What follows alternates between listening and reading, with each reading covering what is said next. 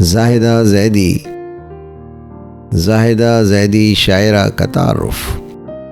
پیدائش 4 جنوری 1930، وفات 11 جنوری 2011۔ زاہدہ زیدی ایک ممتاز شاعرہ، ڈرامہ نگار، ناول نگار ہونے کے ساتھ محقق اور اعلیٰ ادب کی مترجم بھی تھیں۔ مشہور نابغہ شاعر الطاف حسین حالی آپ کے نانا تھے۔ آپ کے والد کیمبرج یونیورسٹی میں ریاضی پڑھاتے تھے۔ آپ کو علمی گھرانہ ورثے میں ملا۔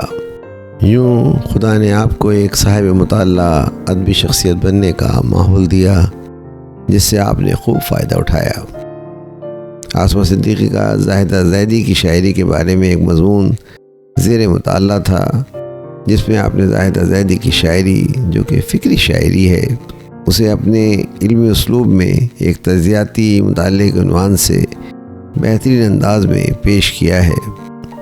سوچا آپ عاصمہ صدیقی کی، آپ کی شاعری اور شخصیت کے بارے میں اس تجزیاتی گفتگو میں آپ کو بھی شامل کروں۔ یقیناً آپ کو اس میں بہت کچھ ملے گا۔ آپ کی فطرت ادب سے بے پناہ لگاؤ رکھتی تھی۔ اس لگاؤ نے آپ کے لیے مختلف موضوعات کو آپ کے مطالعے میں شامل ہونے کا موقع دیا۔ اس لگاؤ کے نتیجے میں عالمی ادب، شاعری، نفسیات، فلسفہ، تاریخ، تصوف اور مذہب کا وسیع مطالعہ آپ کے دامن میں سمٹ آیا۔ آپ کے غیر مطالعے کا بے پناہ اثر آپ کی گہری شاعری میں بھی خوب نظر آتا ہے۔ آپ کی شاعری کے 5 مجموعات زہر حیات، دھرتی کا لمس، سنگ جاں، شعلہ جاں اور شام تنہائی میں دیکھا جا سکتا ہے۔ آپ نے اپنی شاعری میں مارکسزم کو جگہ دی، اس کے زیر اثر رہیں، لیکن ذہن کی بالیدگی وجودیت کے سائے میں ہوئی۔ آل احمد سرور نے زاہدہ زیدی کی شاعری کے بارے میں فرمایا کہ آپ کی شاعری ایک گہرے وجودی تجربے کا مظہر ہے، جس کا سفر عرفان ذات سے شعور کائنات تک ہے۔ زاہدہ زیدی کا خود یہ کہنا تھا کہ وہ عالمی ادب، شاعری، نفسیات، فلسفہ، تاریخ، تصوف اور مذہب کا وسیع مطالعہ رکھتی تھیں۔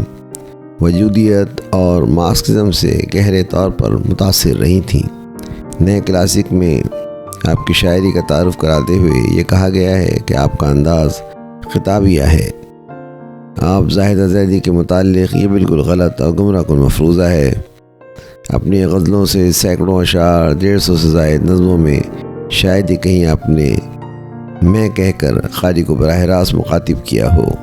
آپ کا کہنا تھا کہ آپ جب تم کا صیغہ استعمال کرتی ہیں تو اس میں وہ خود اپنے آپ سے مخاطب ہوتی ہیں۔ خلاصہ کلام یہ ہے کہ زاہدہ زیدی کی شاعری اردو ادب میں خالص مطالعے کی متقاضی ہے۔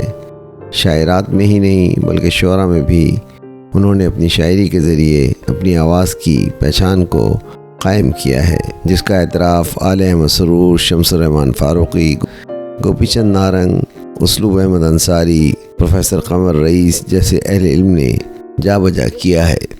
فن، موضوع اور اسلوب ہر لحاظ سے ان کی شاعری میں اہل ذوق کے لیے کافی کچھ موجود ہے۔ اپنی شاعری میں تخلیقی تجربے کے بیان کی تکرار، تنہائی اور انفرادی تلاش و جستجو کے ساتھ معاشی فکر کی جس طرح سے آمیزش زاہدہ زیدی نے کیا ہے، ان کے معاصر شعراء اور شاعرات میں کم دیکھنے کو ملتا ہے۔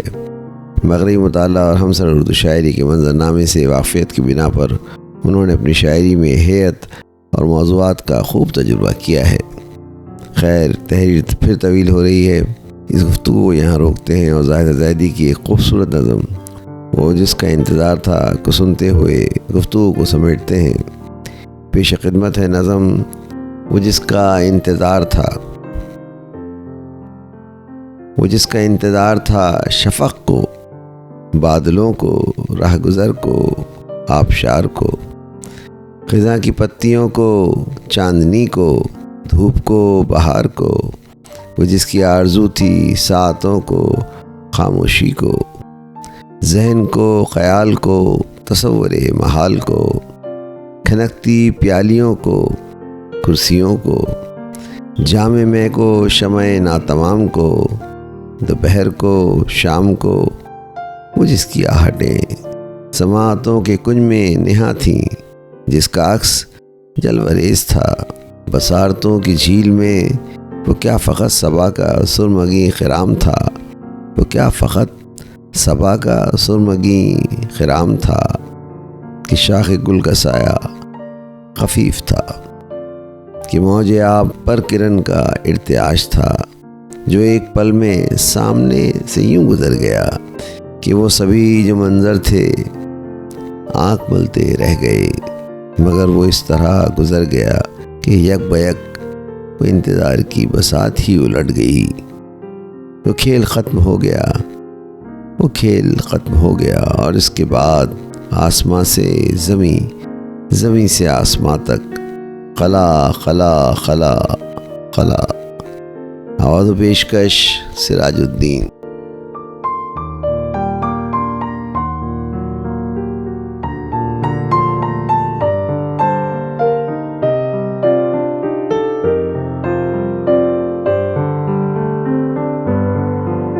ویڈیو پسند آئی ہے تو لائک